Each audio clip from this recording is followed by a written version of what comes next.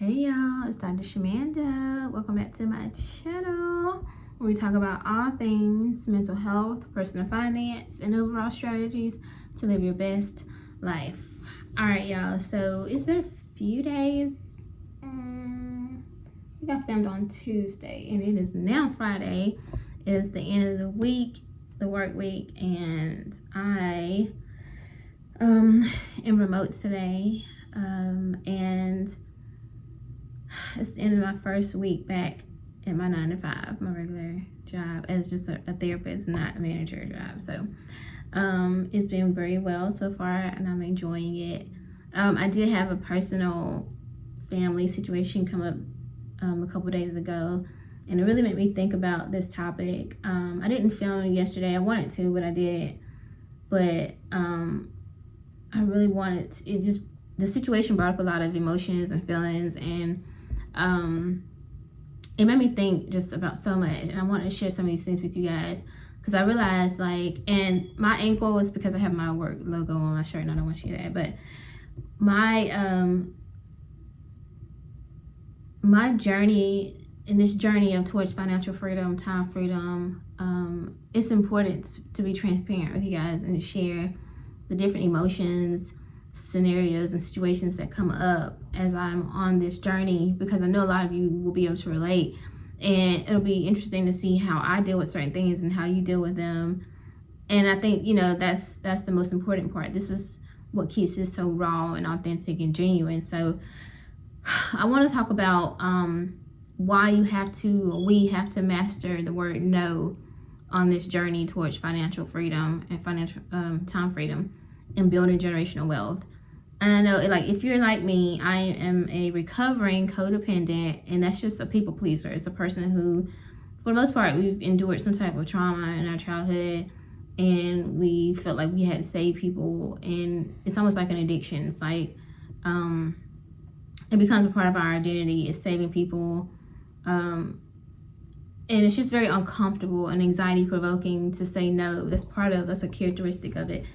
And so for me, I've had to learn how to say no, and it's still not easy though. And that's what I realized, like, this week, is that it's still not easy for me to say no. It's not easy for me to just be like, I'm not doing this, I'm not helping you out, I'm not coming to your rescue, because I think for a lot of people can relate to this. Relationships now are like transactional, and that's unfortunate, but they are for the most part. And it's like, if you don't do this, then you don't love me. If you don't do this, then you don't care. If you don't do this, then you think you're better and money is more important than a person or somebody's life. If you don't do this, then you don't value me as a friend. If you don't come to my party or my event, or don't support this, then, or spend your money to support this, then you don't. Like, there's so many, it's just very transactional. And some people may look at that differently. They may think, no, it's just a way of showing love.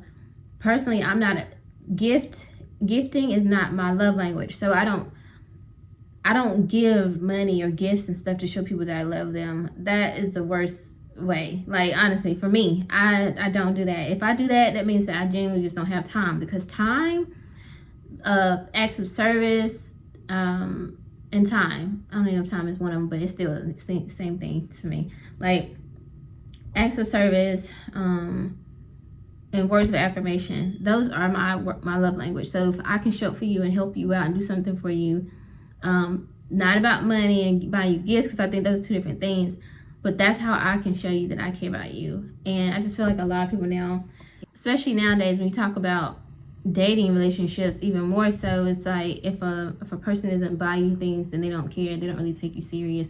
It's just this whole mindset that this generation has, and I don't want no parts of it. But anyway, so I wanted to share this a couple things with you guys, and I have my notes of it here. So my alarms are like crazy, they're gonna keep going off. I gotta figure out how to turn them off. But if you want to reach financial freedom, we have to master saying no to, like, the pressures of other people, to making purchases and buying things, or going places that you don't really want to go, or that aren't that important, or that you haven't saved up for. Because at the end of the day, for the most part, you can save up for things or places that you want to experience, and then it won't be an issue. But we have to master saying no. So no, honestly, it's about setting a boundary. It's a hard boundary of like, I'm not going to do this, or I have XYZ goal, and because of this goal, I am not allowing myself to do X, Y, and Z. I think to say I'm not allowing myself is to still maintain control. It's not like you're being controlled by money or your financial goal. You're choosing to lean into not engaging in that activity or that purchase or saving somebody, whatever, because of your goal, because of your desire for yourself. But ultimately, you're still in control, and it's still your you're in control essentially. Like it's still you. I think that, you know, a lot of times we can say yes out of guilt and obligation. I, for one, am a big sister. I'm the oldest out of, I don't know, between my mom and dad, we have like 8 kids, between 8 and 10 kids. I don't know. And I know that sounds bad, but I can't keep up, y'all. I'm sorry. But anyway, I grew up with two younger brothers, but we grew up together between my mom and dad. So and if you watch my movie Wounded Healer, shameless plug, it kind of talks about this a little bit, and this is a real situation. It's like a real dynamic of being a family hero. Is the person who made it out, right? And you are probably doing just a little bit better, at least, than, you know, maybe others.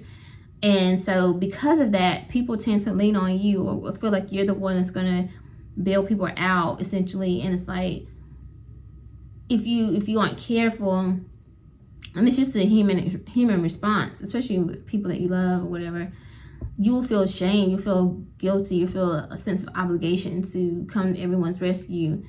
Especially, like I said, if you are maybe doing a little bit better than others.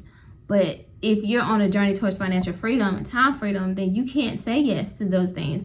I think for me, one thing I've tried to do, and as I really focus on debt this year, I haven't really been able to do it too much or the way I want to. But I wanted to set up an account, a giving account, which is just an account where I put money in every month, just $50 maybe, and it just, anytime something happens, if I have the money in that account, I can pull it out for whatever reason to help somebody.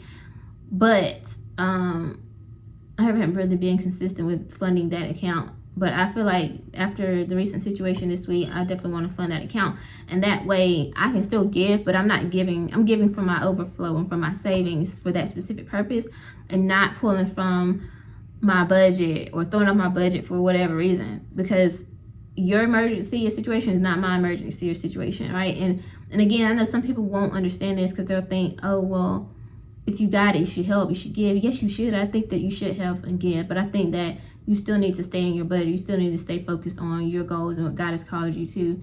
And again, it's dealing with the shame and guilt, and the feelings of obligation that can come from that, or just what you think other people might think and say. But you got to deal with that, the anxiety around that, and not be controlled by that. And that's what I have to tell myself too. It's like, you know, people can think whatever they want to think. At the end of the day, on the other side of this, would this person, or even could this person do the same thing for you? Could they rescue you? Because essentially they're in a bad situation. Most of the time it's because they're not in a good financial situation. So I know I've been in situations where I didn't have anybody to help me out of those. I didn't have anybody to call on. I didn't have anybody. So I promised myself that once I got out of those situations, that I would not go back, and that I would create a safety net for myself, because I know there's nobody to call on. There's nobody to turn to. And so it's not my job or responsibility or yours to be the person that people can call on or turn to. They need to create that safety net for themselves. So there's no need to be ashamed or feel guilty. Like I said, if you can give, like, let's say, example, if you put that savings together and you have that savings account, if you have money in that account, you can say, well, I can give you $100 toward whatever the situation is, but that's all I have in my savings, my funding account for giving, and that's it. And then you do not touch your other money, and it's just that. I think that obviously there's social pressures outside of just, certain bigger situations, just, to spend, to go to birthdays, to, when people have kids, you give gifts, holidays, all those things. quite frankly, I don't care about none of this stuff. And y'all know I didn't even go to my in-person graduation ceremony, so I definitely not. Only thing I care about is, and I'm just being real, I don't care. My kids, that's it. Now for them, I would whatever. Their graduation ceremony, yes.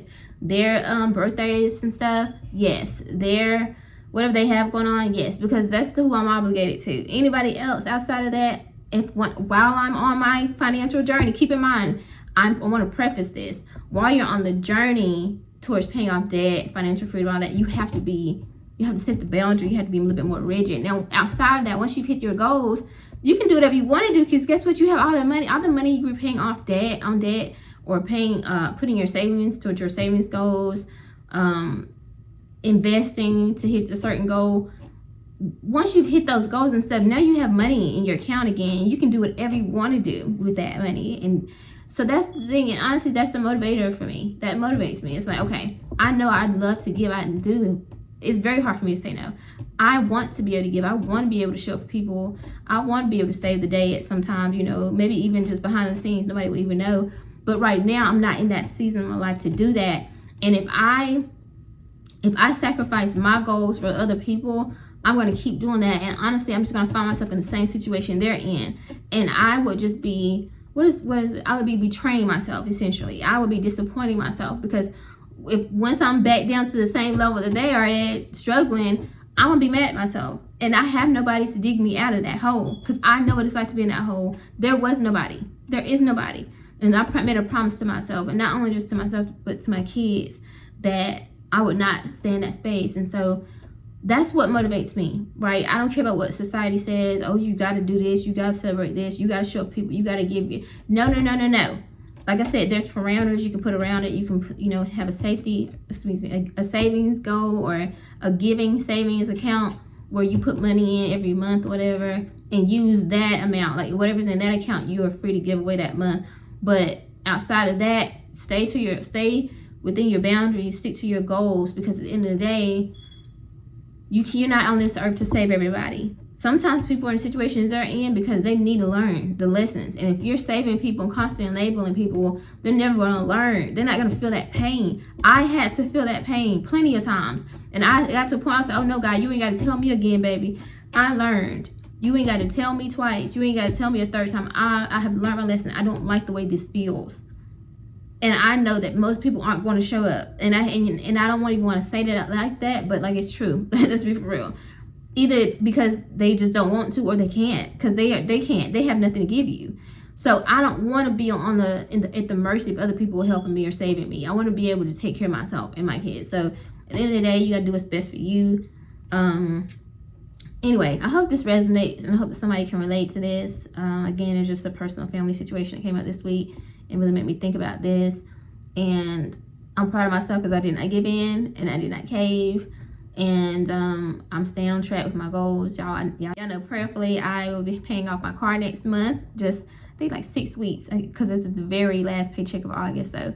But I'll be paying my car off, God willing, and I'll be paying another mortgage payment my next paycheck that's coming. Continue to pay off debt, replenishing my savings accounts, all that, So yeah, God is good, and I'm grateful. I have my new job, making more money.